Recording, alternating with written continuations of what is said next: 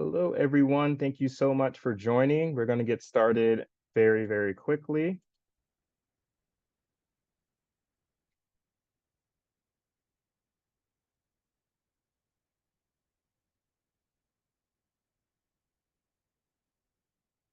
Hello, everyone. Thank you so much for joining this webinar on extra credit and financial education, hosted by NAACP and TransUnion. We're just going to give it another minute for more folks to join. Thank you so much.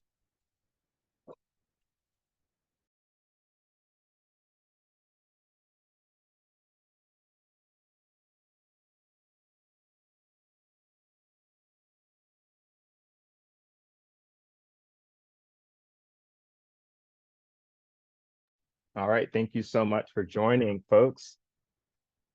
All right, we're going to get started.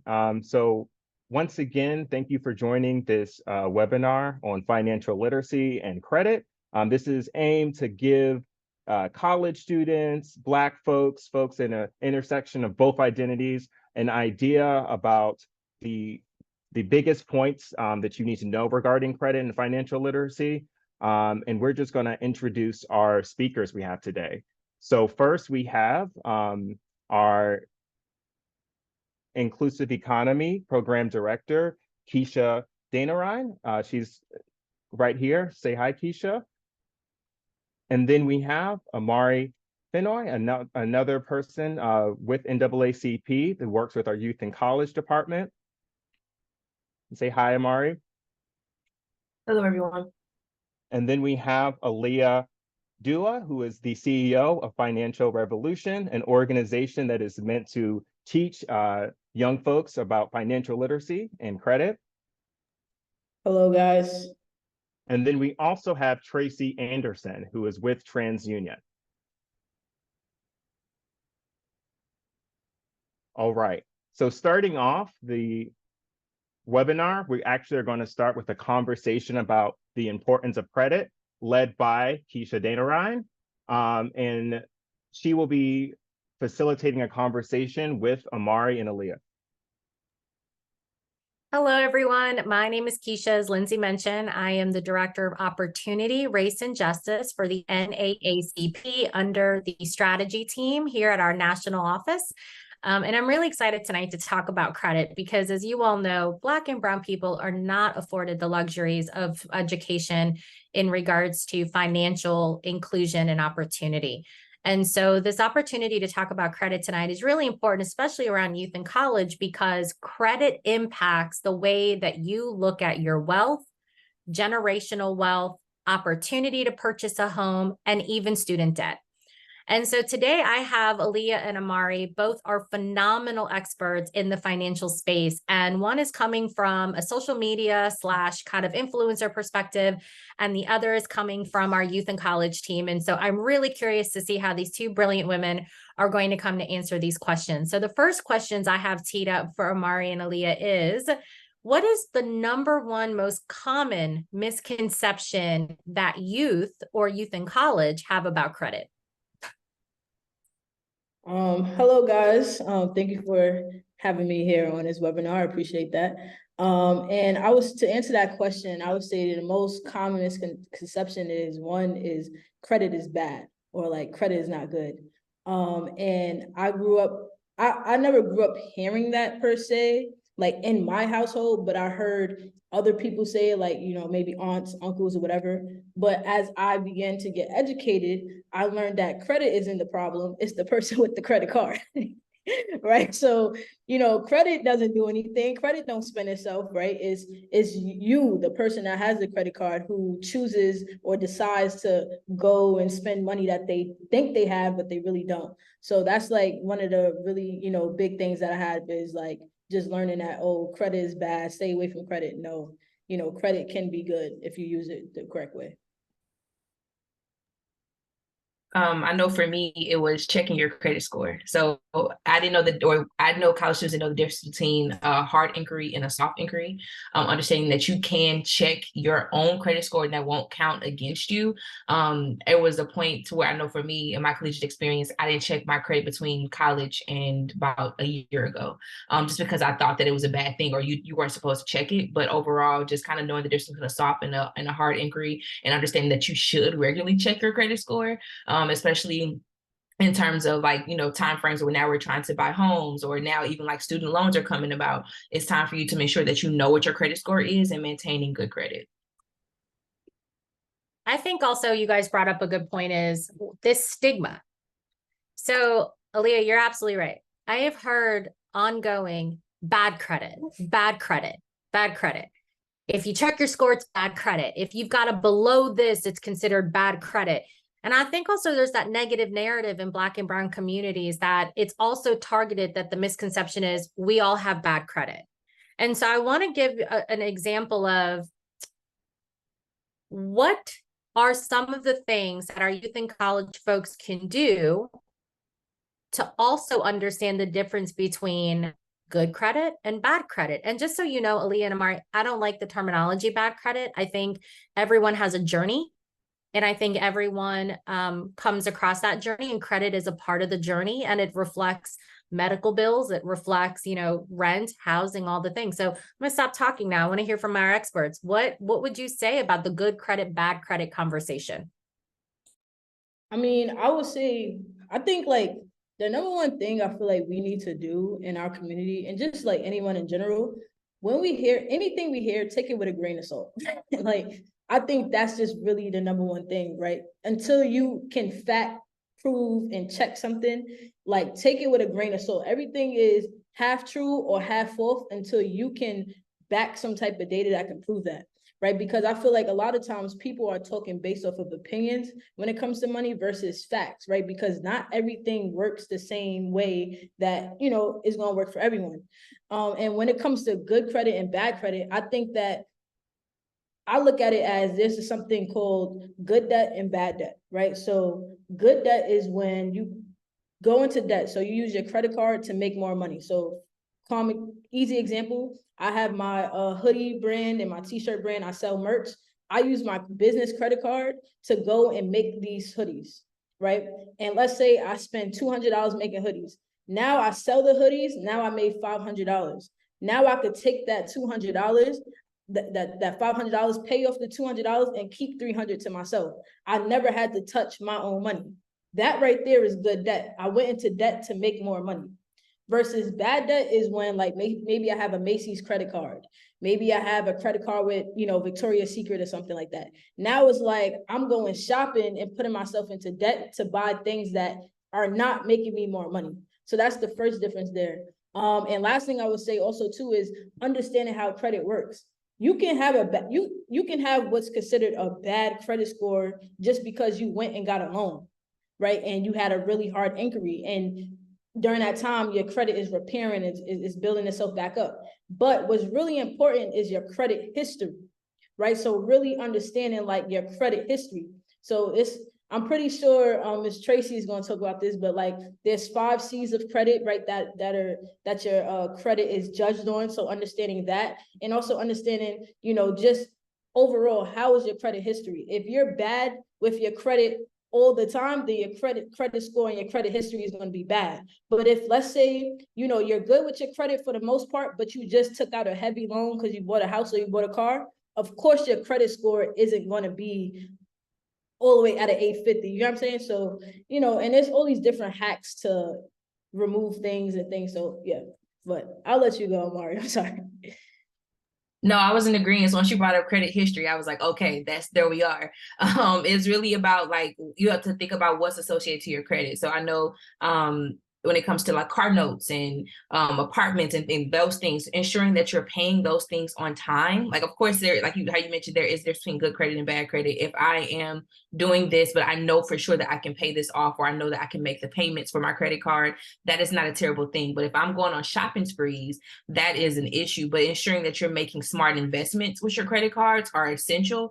I know for me, conversations, especially at home, if you have it in liquid, you know what I mean, if you have it on a debit card, or if you have it actually in your bank account, then you don't need to use a credit card. You need to ensure that you are kind of being smart with your choices in terms of a credit card. So it's like no shopping sprees, but yes, if you have some essentials on there, but you know you can pay those things back, or you can make that minimum payment, then of course. And I've learned also, and Keisha, I know you can correct me if I'm wrong, and I know Ms. Tracy may speak about this as well, but it's actually good to show lenders that you can pay off those tidbits versus saying, okay, I have this $5,000 debt within my credit. I need to pay all $5,000 back right now. That's not accurate. If you're working towards it and you're paying those and you're making those payments on time, that's actually supporting and building your credit. So don't think of it as, oh, I have this huge burden of $5,000 on me because of my credit card. Think of it in the sense of, okay, if I'm able to pay this bit by bit and I'm not continuously spending on this, then I'm actually making good investments into building my credit. So I feel like Aaliyah and Amari has aged me with the 5 C's of credit. So I'm like, oh, Aaliyah, oh. I used to be a lender years and years and years ago. One of my first jobs in the banking industry was lending prior to going into economic and development and the other things. So I understand the 5 C's of credit. It's been around a long time, character, collateral, all of those things. In addition to Amari, you're right. So people have the misconception of, I put a balance on the card, I'm going to pay it off completely. And that doesn't necessarily show a payment history. It is now what you don't want to do is go out tomorrow and put a car on your credit and not be able to make that car payment back. But you're right. You do want to make payments. And also a big thing that I think youth in college and also folks in general, including adults and myself at one point was, well, if I have $5,000 available balance, I can go up to $4,999. No. You always want to make sure that the debt you are carrying on your credit, and that's credit cards plus your house plus everything, does not exceed 30% of your income. That actually really hurts you when it comes to buying a car, getting a loan, getting a house, like 30%. And we use the words DTI, debt to income. And so all this is actually technical conversation, right, Ali and Amari? And so it takes folks a lot to learn about credit and what credit means. So I actually have a question more so about for folks on the call in. Did you have a conversation with your parents, or did your parents have a conversation with you about credit? And if the answer is no, where can youth in college go, or where can folks go to learn clear and concise, as I always say, but honest information about credit? Because Aaliyah, you did bring up in the beginning of, there's all these misconceptions. It's, a lot of stuff targeted against Black community, and we just need honest information. So if you didn't have to talk with your parents, or if you did, what did that sound like? And if folks don't have that opportunity, where should they go? Yeah, that's a great question. So I say, one, I feel like we have a lot of access to information right now. How did I learn about credit? I learned about credit through like just different people that I followed on social media. And I'm gonna tell you some of their platforms, but I think, like I said, like you have to back the information, see if it works, and also like, vet people out. It's almost like when it comes to credit is almost like dating. Like you have to learn about the person, learn about, their habits before you all in, and before you consider someone, somebody who you can get information from and trust them, you have to vet out the information. Like, okay, all right, they taught me this and that made sense. That worked out.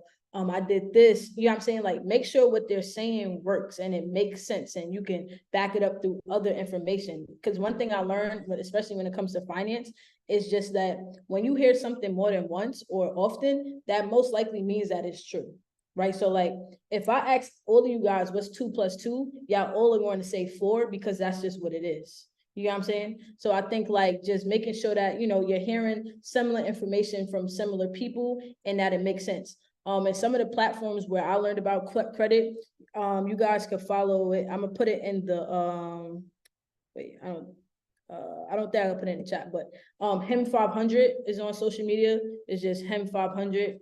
The credit dude, he's another person I learned from. And also I use Investopedia too. That's a really good platform where I just learn like just basic information, just so that I can understand the terminology of different words and different concepts, so that when people are saying things like DTI, debt to income ratio, I know what it means, right? So those are like different platforms that y'all can use. Amari, what do you think? For me, I had conversations with my parents about debt, about credit, but I think they also had some misconceptions. I think one thing that we also have to kind of like highlight that within our communities, we don't often have financial literacy programs. Or like I've learned like a lot of high schools have them, and I actually had them within my high school career at a private school, but like not everyone has access to that resource. And understanding too that it is important to do your own research. I think Aaliyah hit on some great points.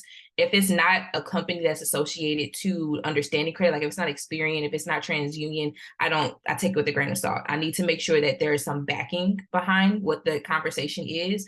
And I know it's kind of difficult to listen to some individuals. I've already had some like bad information about credit. Like I think I heard about that soft inquiry situation with my parents in the first place. Like, don't check your credit, leave it alone, just let it like continue to move, but make sure that you're paying your bills on time. But just making sure that you're listening to individuals who are actually experts within this. So for me, it's having someone with the backing like TransUnion or Experian who actually have, some experience within this. And I also actually follow Leah and kind of get some of her wisdom as well in terms of what financial literacy looks like. But overall, those are kind of like who I lean into for financial situations or financial information.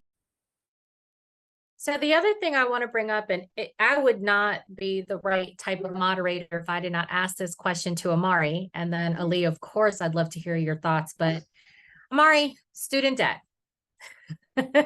So student debt. And you actually lead alongside Wisdom the cancellation of student debt. So I want to ask just a really just point blank question. How does student debt affect credit? And it may be a long-winded answer, but can you also let our attendees know why the cancellation of student debt is so important to credit? And Aaliyah, I would love to hear your thoughts as well.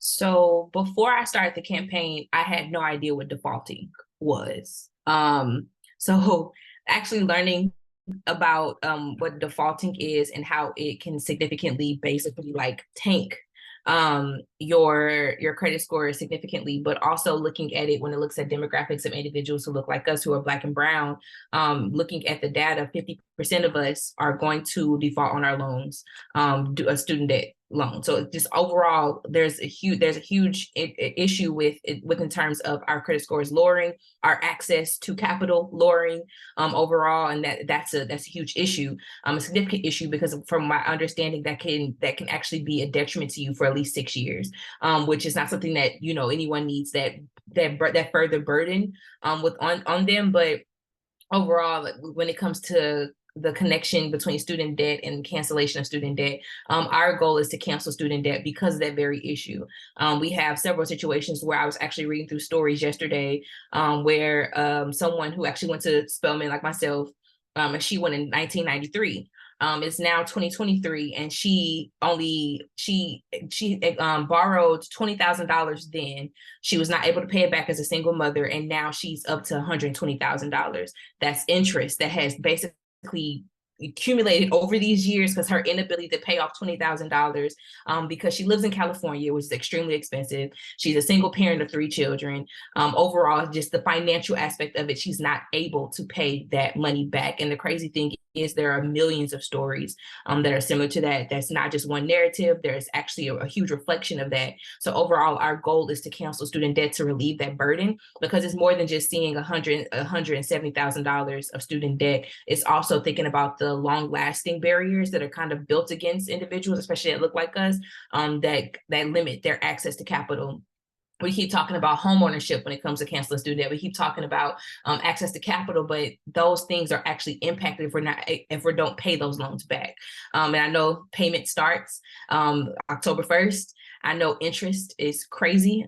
For someone whose mother had to take out Parent Plus loans, I know she looked at the interest rates as of right now. Between now and September 1st, she's already accumulated $500. So just understanding like those are big numbers, especially we look at a span of 10 years, and that's only 1 month of interest.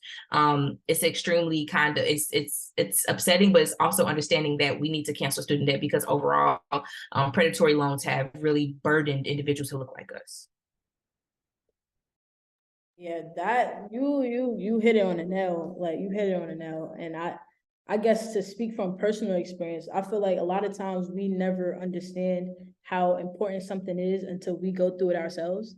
And from a long time, I was always supportive of the cancel student loan debt. But now that I got student loans, I'm a supporter more than anything. Like I'm literally, like you said, the first payment is October 1st, and I checked, like I literally have to go through the process. And I think another thing is we don't learn either, right? They just tell us get these loans, even with financial aid, like they don't tell us about that, like financial aid. And financial aid is not free money. That's just money that you're guaranteed without your credit or without that being checked. And I owe $20,000, right, worth of student loans.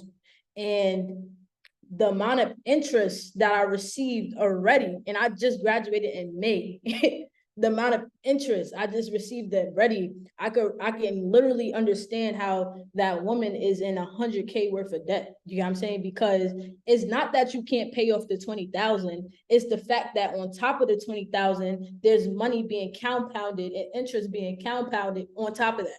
So it's like you're paying but losing at the same time. It's a battle because it's like, all right, it's cool if it's one price, but to have money being added on top of what I'm paying is just like, it's not fair. So I agree with the canceling student loan debt. And then also when you say like, all right, when you don't pay, that affects your credit score. So it's like, it's a lose-lose situation, So I'm with the cancel student loan debt.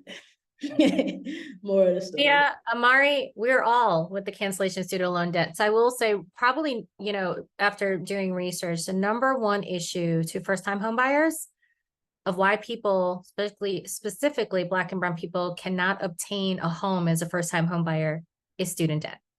It counts against discretionary income. It counts against your debt to income ratio. It counts against all of it, credit score, all of those factors. So yes, we are all in agreement that cancellation of student debt is extremely important to the ways that we access credit and opportunity, specifically generational wealth. And so Amari and Aaliyah, I want to thank you both so much for this amazing interaction around credit and how credit, it really is important in Black and Brown communities. Now I'm going to turn the call over to Tracy Anderson with TransUnion. She's going to do a presentation around credit and how credit is impactful and how we should be utilizing credit. So Tracy, thank you so much for being here today. Let us know who, give folks on the call who you are, a little bit of your background, and we'd love to hear your presentation. Amari and Aaliyah, thank you so much. Awesome. Thank you for having me. I'm so excited to be here. I'm Tracy Anderson with TransUnion. I focus on our financial inclusion strategy for the U.S. And as we've stated earlier, it's really important, especially to Black and Brown communities, because as we know, there are huge disparities in our access to credit. And so part of my role is to ensure that we're making credit as accessible to all. And so happy to be here. Today, we're going to talk about we're going to talk about what credit is, how you can make sure you're maintaining a good credit history, and what that means for your credit score, and why that's important depending upon what your goals and priorities are for the future. So before we dive into the presentation, I want to start with a poll question. So if we can present the first poll question, that would be great. And that is, how familiar are you with credit? So if you guys could take a moment and just answer the poll question, that would be great. And then we'll see some results just to get a sense of where everybody is on the scale.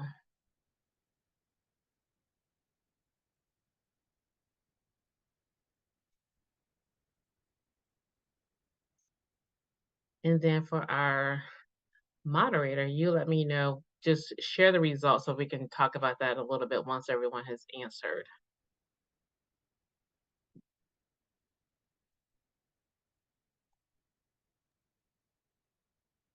All right. Can you guys see the results by any chance?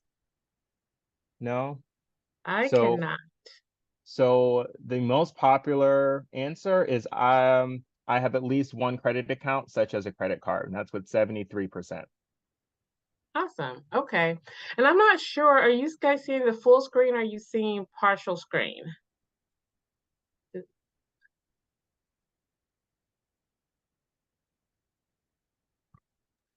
Partial.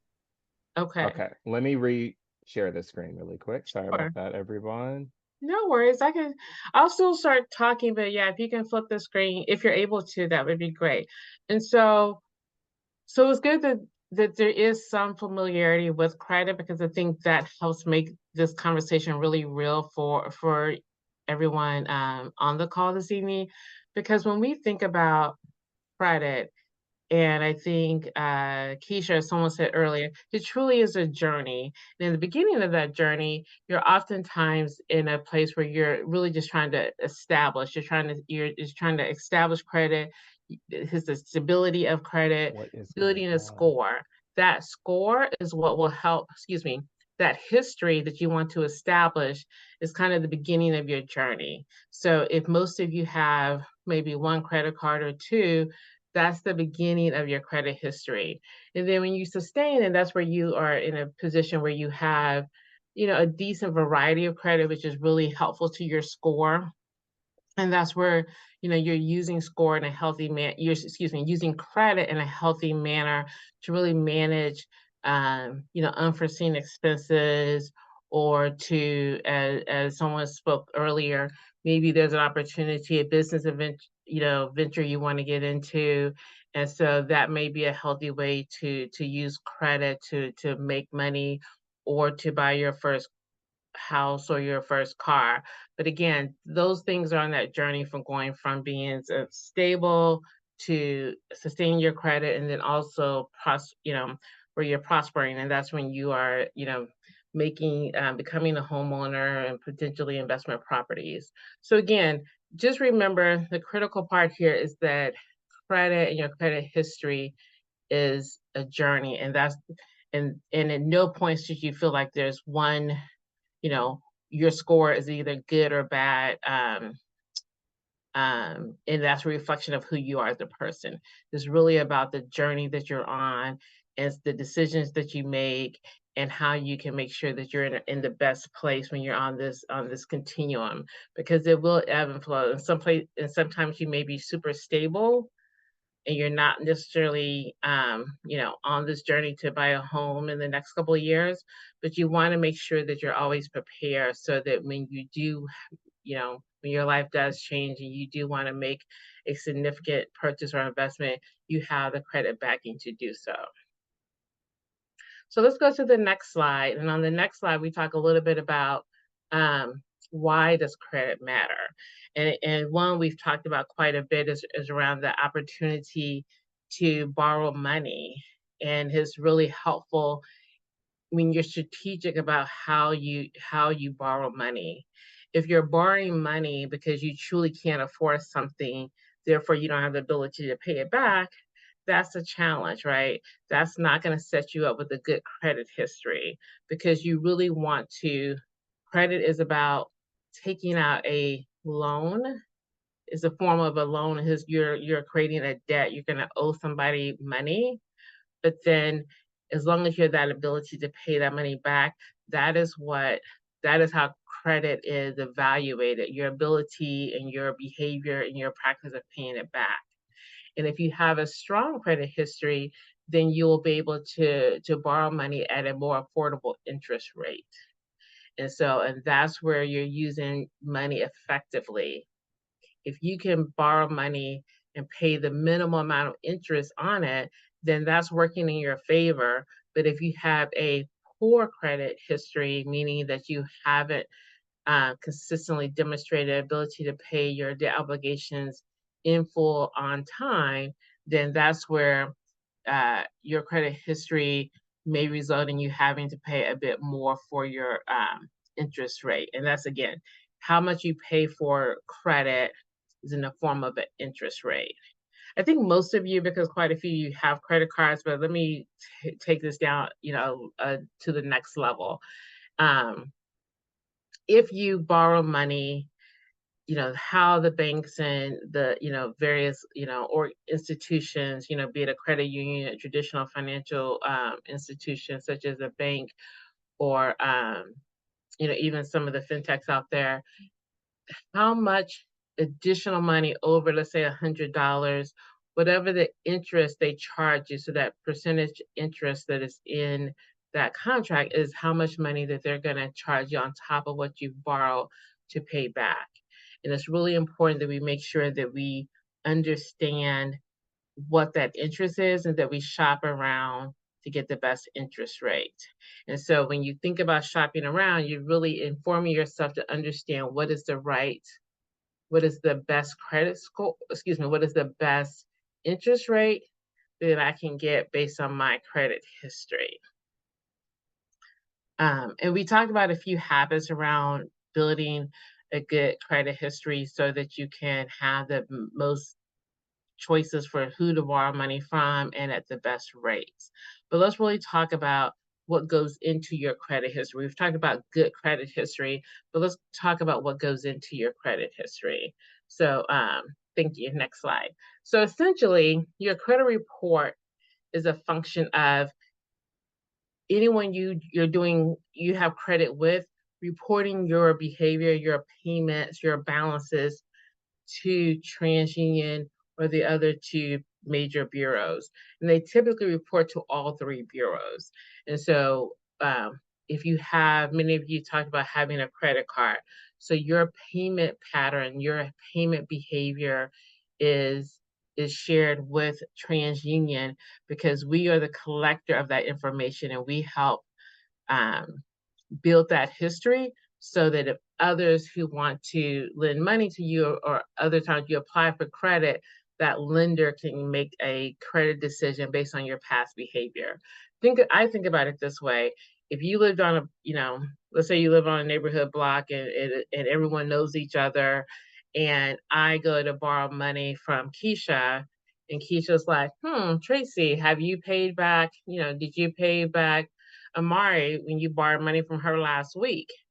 And if, Amari's like, no, Keisha, she didn't pay me back, then Keisha may be less likely to loan me money. And so your credit report, at the most simplest form, is that pattern of, have you paid back previous debt obligations? And so when you think about whether it's an auto loan, mortgage, student loan, that demonstrating paying back those debt is how you get your credit history. That's how your credit history is developed. And that is what goes into the various options you have to establish or to use credit, and at what cost that you will pay for credit. The thing that I always want folks to remember is that just because, for the most part, I would say most folks can get credit, because the price you're going to pay for it.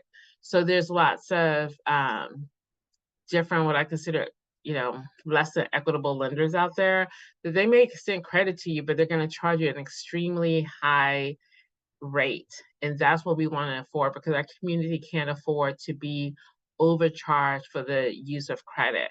And so, our partnership with the NAACP and various, influencers, we want to make sure you're getting the right information so that you're not in a position where you're taking advantage of and you're paying an exorbitantly high rate. We want to make sure you have established good credit practices to pay back these loans on time, so that you can make sure that your credit history is really strong, so that you can borrow money at a competitive interest rate to fulfill your dreams, be it entrepreneurship, home ownership, paying for college. All of those things are things that are really important to you, to most people, and using credit effectively is one of the paths to get there. But I've talked a lot about, how credit is formed, what TransUnion does, we're the collector of that information. So your credit report, this is what will actually um, house that information. And it's really important that when you think about your credit report, you're looking at it, one, to make sure it's accurate, and two, to make sure that it's reflective of all of your obligations, that all of your personal information, such as your like name and address, you want to make sure everything on your report is correct. And in some cases, I've had this personal experience of where I checked my credit report and did not realize that there was actually a payment on there that I had made. It wasn't a mistake. It was actually an obligation that I had, but because a credit card I hadn't used in a while, I forgot that I even had that particular credit card. And so an automatic payment, an annual automatic payment was charged to that credit card. I was late on that payment because I completely forgot that I set up an annual automatic payment on a particular credit card. And so again, that could have accumulated to be 30, 60, 90 days late if I hadn't periodically checked my credit report because, again, they weren't sending me notifications. I'm not even sure which email address I used, but what I do know is that it was on my credit report, and it was only thanks to me checking it that I realized this, it showed a late payment. I was just fortunate to catch it at the beginning of that journey, so I was able to pay it off. And it took a little bit of time, but I was able to correct that or recover from having a late payment on my credit report. There are credit report guides out there that you can use to really go over this step by step, but I want you to highlight a couple of things on the credit report. One, there is no race or ethnicity on the credit report itself. So when you think about your credit report, and there are disparities as it relates to just a lot of practices within the financial services industry that makes accessing credit really challenging for Black and Brown communities. But I want to make sure that when we separate facts and myths, a common myth is that your credit report contains your race. It does not. It does not contain your gender. What it does contain is your name, address, social security number, things like that to identify you as you. But those things like even your income is not on your credit report.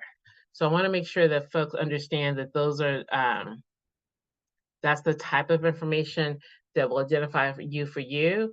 You can also look to show that every account in your credit history is active accounts are on your credit report. So if you have 2 credit cards and you check your credit report, your 2 credit cards should show the name of the institution, how much, what your balance is, what your amount due is, and if you've made on-time payments. If you have an auto loan, if it's, that will be on your credit report. Earlier, I think Amari or Leah or someone spoke about inquiries. Inquiries are also on your report. The difference between a hard inquiry and a soft inquiry. A hard inquiry is where you have applied for credit. You've applied for credit, so you've asked, you've consented to someone, you've applied for either a credit card or some form of credit. I'll leave it at that. That is considered a hard inquiry.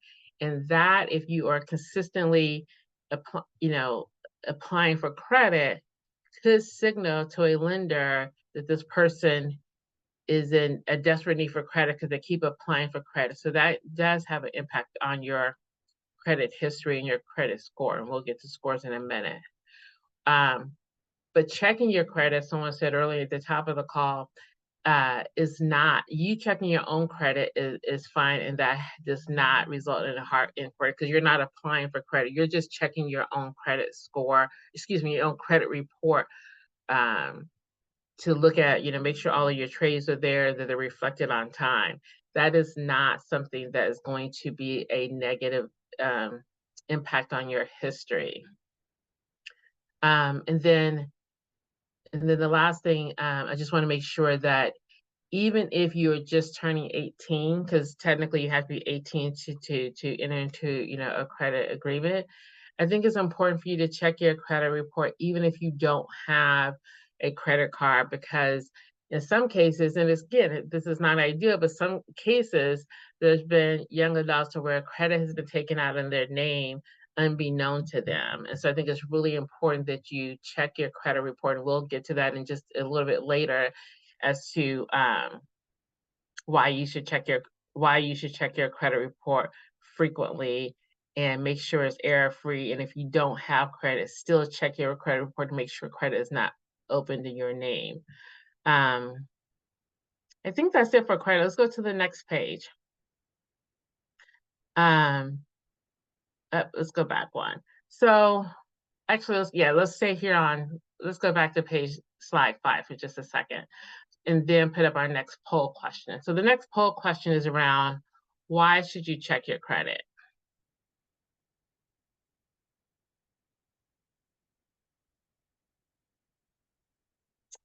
And as the poll question comes up, I'm going to give you 4 choices. The first one is to ensure everything is accurate. 2, monitor for fraudulent activities. 3 is to be aware of your credit history before making a major purchase. And 4 is all of the above. I'm not seeing the poll question, so I'm not sure if it's there or not.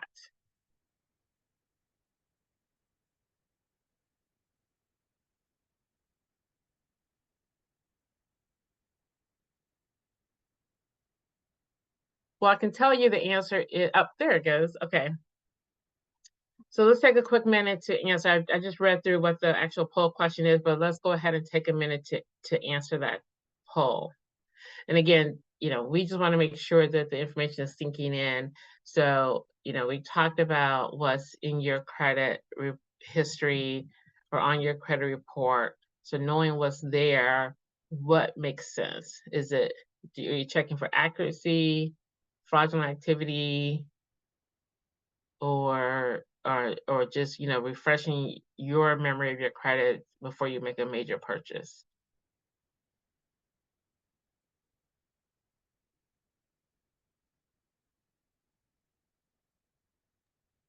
All right, All Mr. right. Moderator. It looks like everyone got it right, all of the above. Awesome, awesome. Okay, next slide, please. Thank you. So again, this audience is pretty on top of things, but you want to make sure that your credit report is accurate. And someone spoke earlier about getting corrections, making corrections to your credit report. This is something that's really critical because it hits Black and Brown communities disproportionately than white communities, and that is credit repair services. You can file a dispute with TransUnion, Experian, Equifax, all 3 credit bureaus for free. That is something that every consumer can go to each of our websites. It's the online process, or you can call.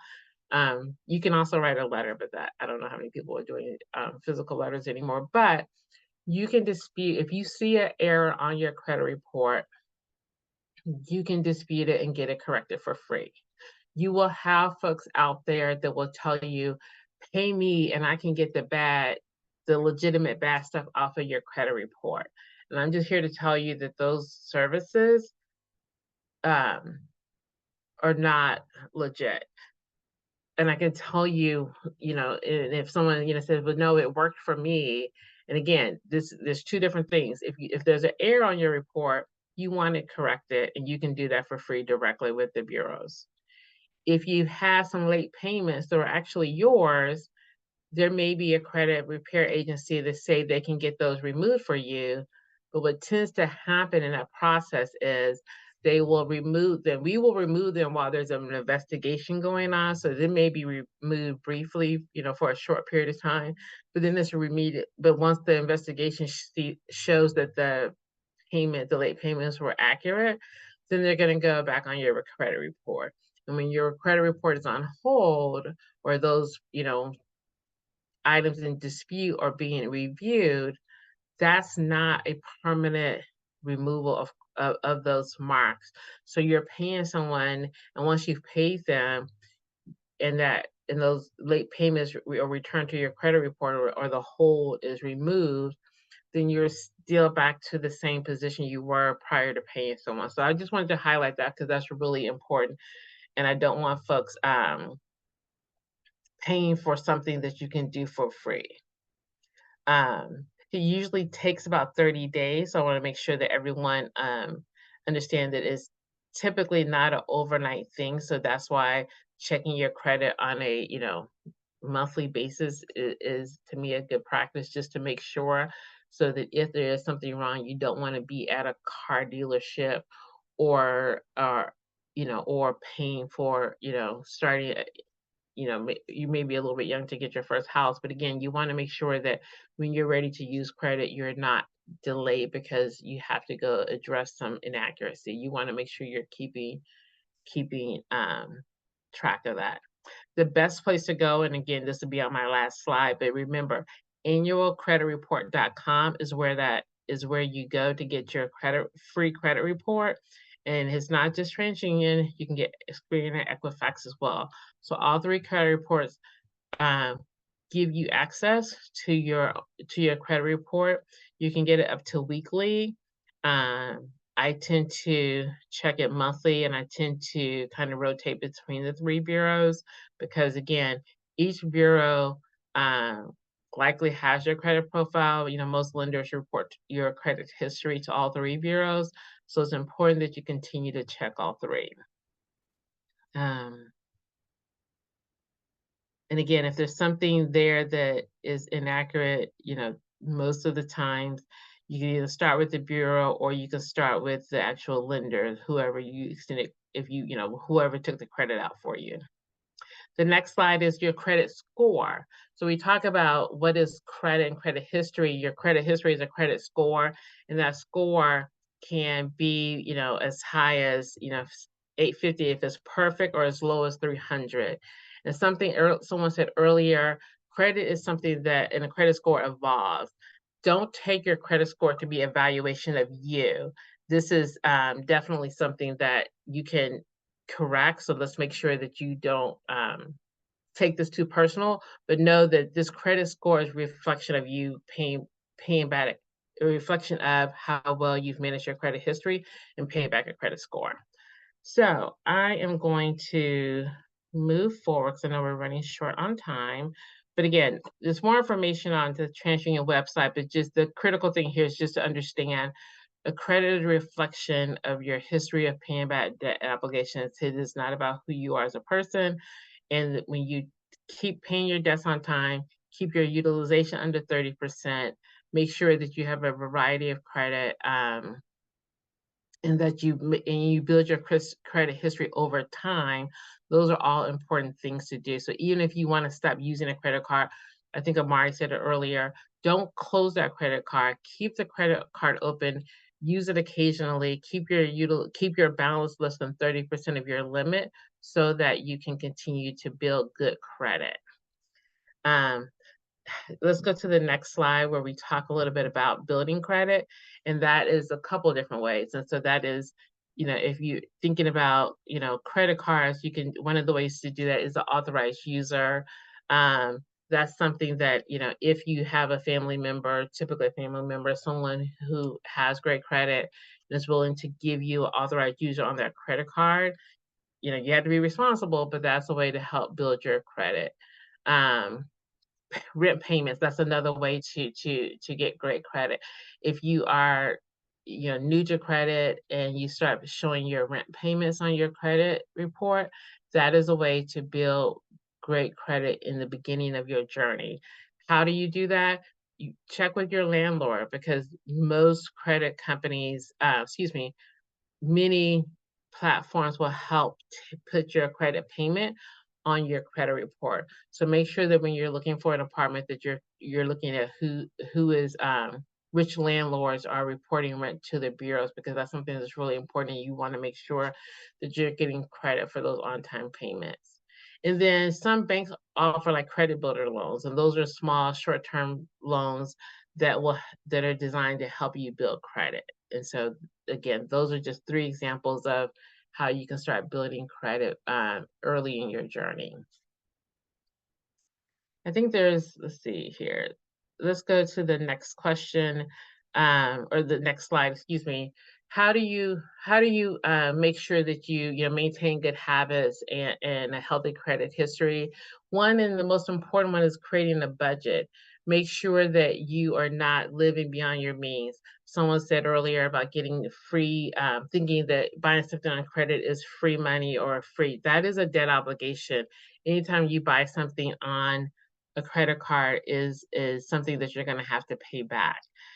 Make sure that you are getting your free credit report at annualcreditreport.com. Don't pay to get your credit report. Make sure you're checking for any mistakes on your credit report and how those addressed immediately. Make sure that you are paying your balances on time. So even if you can only afford the minimum, make sure that payment is on time. And ideally keep your balances lower than roughly 30% of your credit limit, because you want to show that you're not maxing out your credit cards. And then be mindful that you don't apply for credit too much, because again, we talked about that earlier, related to related to hard inquiries. And that's again where you've applied for credit. So with that in mind, let's do our final poll question. And this is just to make sure you think about, again, if you want to purchase a new pair of shoes, what is the best practice? 1, 2, or 3, or first, second, or third choice?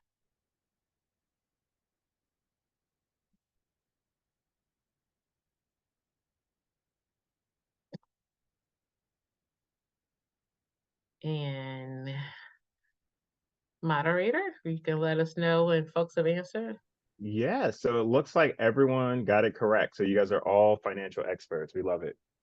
Awesome. Okay, so the last piece is just a couple things I wanted to highlight. One, get your free credit report at annualcreditreport.com. So that's the last slide. Make sure that the things that we've talked about at the beginning of the call, and some of the things I've shared with you during this presentation, you can find similar tips on naacp.org/credit 101.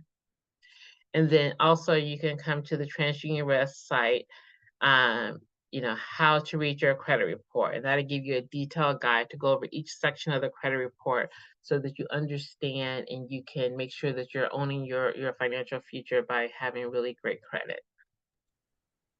Okay, thank you so much, Tracy. We are running low on time, but I do want to at least get to one of the Q&As.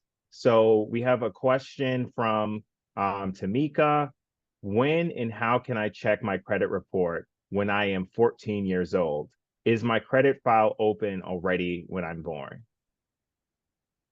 Your credit file is not open when you're born. Your credit report is established once you start using credit. And again, if it's one of those, I think we had a slide on, like if it's your credit, if you have a credit card or auto loan or some sort of credit instrument, that's when you have a credit report. You can start I suggest you start checking your credit report, in your teens, because even before you're eligible to have credit, you want to make sure that no one else is using your identity for credit. So I would say that, mid-teens is a great time to start checking your credit and making sure that it is free. And then as you turn 18 and you do enter into a credit contract, that you're monitoring to make sure it's accurate. All right. Well, thank you so much, Tracy, for that presentation. And if we could we maybe drop TransUnion's website in the chat for all of the guests?